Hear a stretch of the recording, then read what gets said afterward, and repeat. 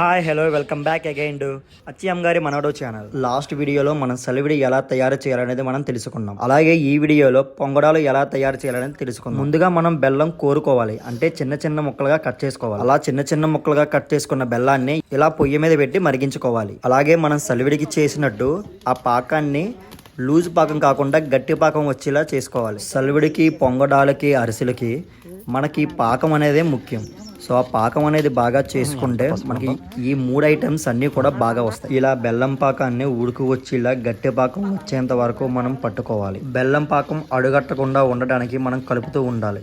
Same మనం last వీడియోలో చెప్పినట్టు సలివిడికి పాకం ఎలాగైతే పట్టామో, అంటే ఆ పాకం గట్టిపడిందా లేదా అని చెక్ చేయడానికి ఒక గిన్నెలో నీళ్లు తీసుకొని ఆ పాకాన్ని ఆ నీటిలో వేసుకోవాలి. ఎందుకంటే ఆ పాకం అనేది గట్టి పడిందా లేదా అని చెక్ చేయడానికి. ఫస్ట్ టైం వేసినప్పుడు ఆ పాకం లూజ్ గానే ఉంది. మళ్ళీ సెకండ్ టైం మా పెద్దమ్మ చెక్ చేశారు, లైట్ ఉండలాగా వచ్చింది, బట్ ఏంటంటే మెత్తగా ఉంది. ఆ మెత్తగా ఉన్న పాకం ఏంటంటే ఇంకా గట్టి పడాలి. మీకు ఇంకా సింపుల్ గా చెప్పాలంటే లేత పాకం కాకుండా ముద్ర పాకం వచ్చేలా పట్టుకోవాలి.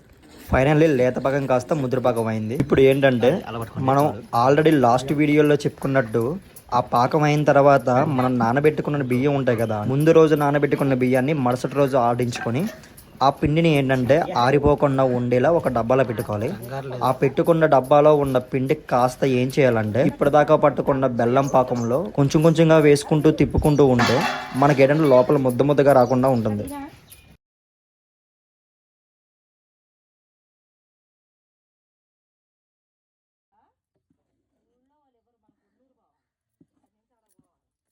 అరిసెల పాకం మనం ఎలాగైతే పట్టుకుంటామో సేమ్ పొంగడాలకు కూడా అలాగే పాకం పట్టుకొని ఇలా పిండి వేసుకొని తిప్పుకోవాలి. మరీ పలచగా ఉండకూడదు, మరీ ముద్దగా ఉండకూడదు. బెల్లం పాకంలో వేసుకున్న పిండి ఇంకా కాస్త లూజ్గా ఉంది కాబట్టి ఆ లూజ్గా అయిన పిండిని కొంచెం లైట్ గట్టిగా ఉండేలా చేసుకోవాలంటే కొంచెం ఎక్స్ట్రా పిండి వేసుకోవాలి.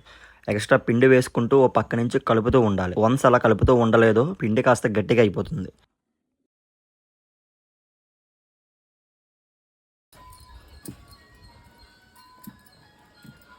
ఇలా మనం వేసుకున్న పిండి ఎక్కడా ముద్దలుగా ఉండకుండా ఉండేలా చూసుకోవాలి. ఇప్పటివరకు చేసిన వీడియో ఓన్లీ పొంగడాల ప్రాసెస్కి మాత్రం. మనం పొంగడాలకు సంబంధించిన తోపుని మాత్రమే కలుపుకున్నాం. ఇప్పుడు ఆ తోపు ఏంటంటే గట్టిగా ఉంది కాబట్టి మనకి పొంగడాలకి లూజ్గా కావాలి కాబట్టి ఆ పొంగడాలకి సంబంధించిన పిండి ఒక బౌల్లో తీసుకొని లైట్ హాట్ వాటర్తో కలుపుకోవాలి. చాలామంది అనుకుంటూ ఉంటారు రిఫైండ్ ఆయిల్తో చేసిన వంటలు అయితే చాలా బాగుంటాయి కదా. ఇంట్లో చేసుకున్న వంటలకు మాత్రమే రిఫైండ్ ఆయిల్ వాడుకోవాలి, కానీ పిండి వంటలకు మాత్రం పామ్ ఆయిల్ వాడుకుంటే సరిపోతుంది. ఆయిల్ మాత్రం మినిమం 3 లీటర్లు కానీ 3 కేజీలు కానీ ఉంటే సరిపోతుంది. ఇంతవరకు మనం మిక్స్ చేసుకున్న ఆ లూజ్ తోపు గట్టి పడకుండా ఉండడానికి మిక్స్ చేసుకుంటూ ఉండాలి. ఆయిల్ హీట్ కింద లేదా అని చెక్ చేసుకొని మనం ఇందాక మిక్స్ చేసుకున్న ఆ తోపుని ఒక చిన్న గ్లాసులోకి కానీ లోటాలోకి కానీ తీసుకోవాలి. అలా లోటాలోకి తీసుకున్న ఆ మిక్చర్ని హీట్ ఎక్కిన ఆయిల్లో ఇలాగ కొంచెం కొంచెంగా వేసుకోవాలి.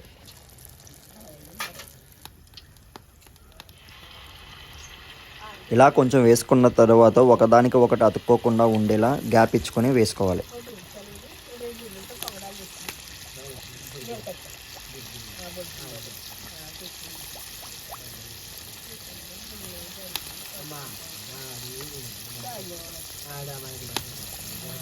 ఇలా బౌల్ నిండా వేసుకోవాలి.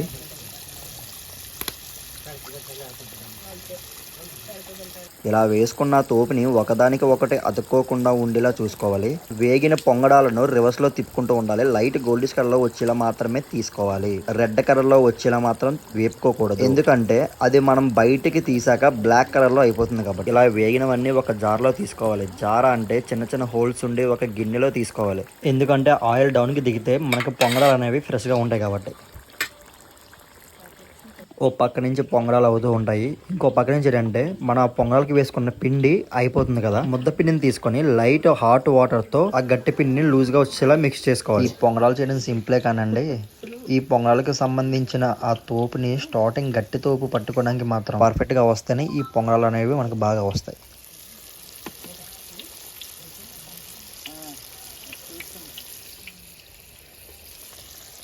పంగాలు వచ్చినా సెలబ్రేట్ చేయలే మరి గిద్దరు పోసి సెలబ్రేట్ చేసి పంగాలు వేయలేదా అంతే కదా. ఆయన జ్యోతి పోసేయడమే. ఫైనల్గా పొంగడాలు అనేవి తయారైపోయినాయి. ఫైనల్లీ మా అమ్మ, మా పెద్దమ్మ వాళ్ళ అమ్మాయి అంటే మా అక్క, సో ఇక్కడ చైర్లో కూర్చున్నది మా అత్త. వీళ్ళందరూ ఏంటంటే ఆ పొంగడాలు అనేవి ఎలా ఉన్నాయని టేస్ట్ చేసి చెప్తారట. చూద్దాం ఏం చెప్తారనేది. కాలుతున్నాయి అమ్మా, ఎలా ఉన్నాయి? ఎంతో బాగున్నాయి.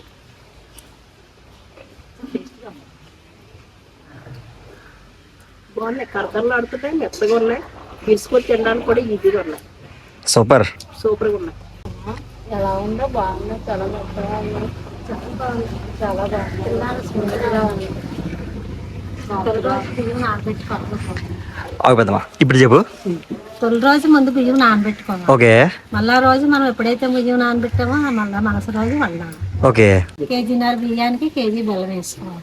ఓకే. పాకం బాగా మరగనిచ్చి పిల్లల పాకం వచ్చిన తర్వాత పిండి వేసి బాగా కలుపుకొని ఆ పాకం బాగా తీసుకొని అప్పుడు ఇలా వేసుకుంటే అందంగా బాగా వస్తుంది. ఓకే సూపర్ పెద్దమ్మా. 6 కేజీలు బియ్యం వేసాను. స్వీట్ ఎంత వేసావు? 4.5 వేసి. 4.5 వేసా. పాకం ఎలా రావాలి? పాకం బాగా మరగనివ్వాలా, పంచదార నీళ్ళు వేసి ఉడకనిచ్చిన తర్వాత బాగా పిక్కపాకం రావాలి. పిక్కపాకం రావాలి. వేసిన తర్వాత మనం పిండి వేసుకొని బాగా మెదాయించుకొని కలుపుకున్న తర్వాత పాకం దించుకొని మళ్ళీ గోరువెచ్చని నీళ్ళతోటి కలుపుకొని అప్పుడు మళ్ళీ నూనెలో వేసుకుంటే ఇలా బాగా కలుపుకొని నూనెలో వేసుకోవాలి. మనం లోటాతోటి కొద్ది కొద్దిగా వేసుకుంటే ఇలా వస్తాయి. బాగున్నాయి, చాలా బాగున్నాయి. చదివి తినడానికి స్మూత్గా ఉంటాయి, బేగా పాడవ్వవు. 4-5 రోజులు 10 రోజుల దాకా ఉంటాయి. చిన్నప్పుడు చాలా తినేదాన్ని. ఈ పొంగడం అంటే బాగానే ఉంది కానీ చుట్టూ గట్టిగా ఉండడం, మధ్యలో మెత్తగా ఉండడం చాలా టేస్టీగా ఉంది అక్క. చాలా బాగుంది. అసలు చిన్నపిల్లలు తినొచ్చు, పెద్దవాళ్ళు కూడా తినొచ్చు, కానీ అన్నిటికీ కూడా ఉపయోగించుకోవచ్చు. ఇదంతా పని అన్నమాట. చాలా పాకం పెట్టి అంటే ఆ రోజుల్లో దంచి చేసేవారు, కానీ ఈ రోజుల్లో అన్ని మిల్లులు వచ్చాయి కాబట్టి ఈజీగా అవుతుంది అన్నమాట. అందుకే ఇంత తొందరగా మీరు వేరంగా గంటన్నరలో 6 కేజీల పిండి చేసి పెట్టేశారు. చాలా సూపర్, చాలా బాగుంది. గ్యారెంటీకి బాగా మెచ్చుకోవచ్చు.